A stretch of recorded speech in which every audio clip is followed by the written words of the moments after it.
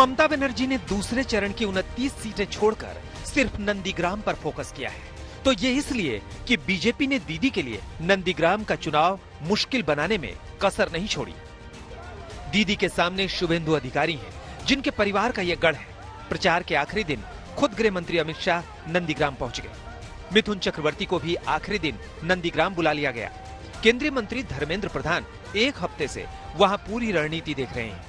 लेकिन बात सिर्फ ममता बनर्जी के खिलाफ इस धुआंधार प्रचार की नहीं है।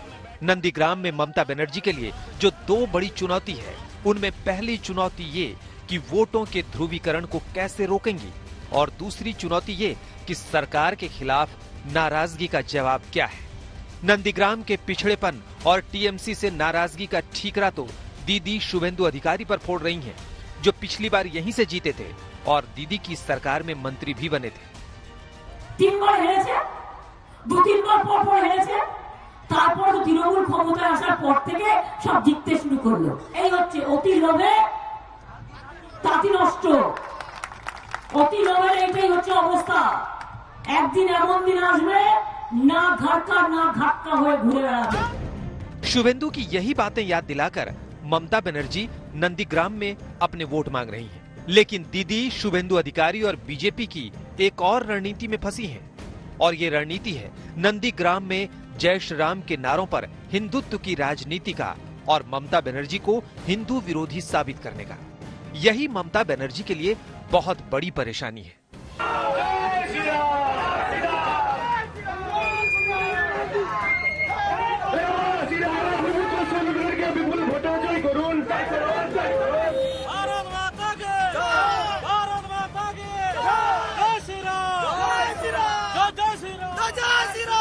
नंदीग्राम के लिए जो लड़ाई चल रही है, उसमें आप दोनों पक्षों के लिए समर्थन भी देखेंगे तो एक दूसरे का विरोध भी देखेंगे। शुभेंदु अधिकारी का भी अगर विरोध होता है तो ममता बनर्जी का काफिला अभी अभी इस बाजार से यहाँ पर गुजरा है और यहीं पर उन्हें कुछ नारेबाजी का सामना करना पड़ा है।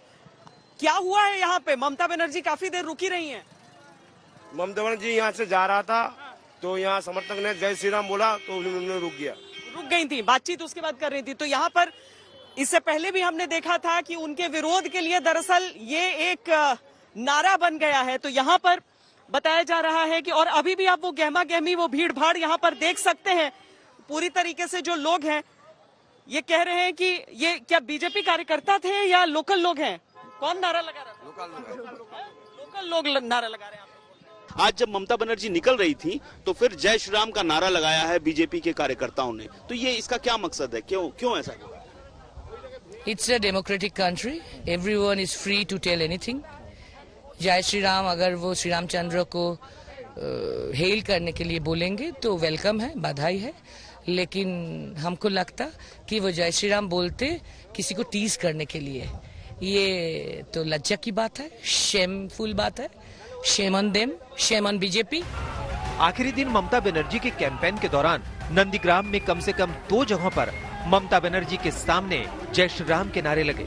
शुभेंदु अधिकारी का पूरा प्रचार ही जय श्री राम के नारे पर चला है।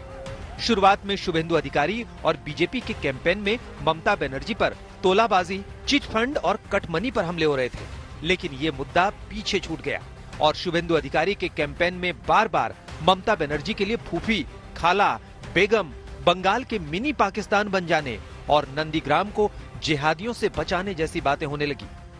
आप जगह जगह जा रहे हैं, पाकिस्तान की बात कर रहे हैं, नंदीग्राम में पाकिस्तान की बात क्यों हो रही है?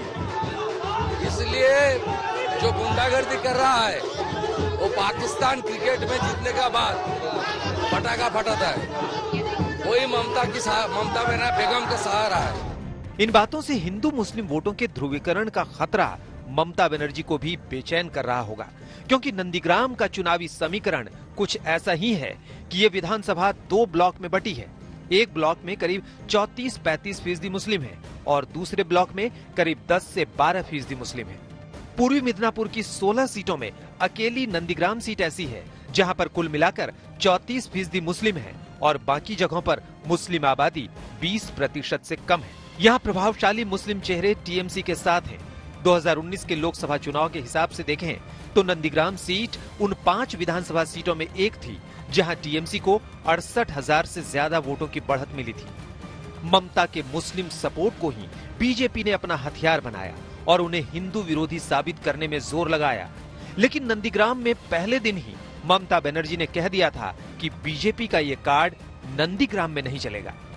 ममता बनर्जी ने वोटों के ध्रुवीकरण के खतरे को समझा और इसीलिए वो नंदीग्राम में पहले दिन से ही मंदिरों में जाने लगी थी, खुद को ब्राह्मण बताने लगी और चंडी पाठ करने लगी थी। वंदिताग्नि जुगे देवी सर्व सौभाग्य दायिनी चंड मुंड बोधे देवी। अब इन बातों का कितना फायदा नंदीग्राम में ममता बनर्जी को मिलेगा और कितना वो ध्रुवीकरण की चुनौती को काउंटर कर पाएंगी, इसी से नंदीग्राम का चुनावी नतीजा तय होगा।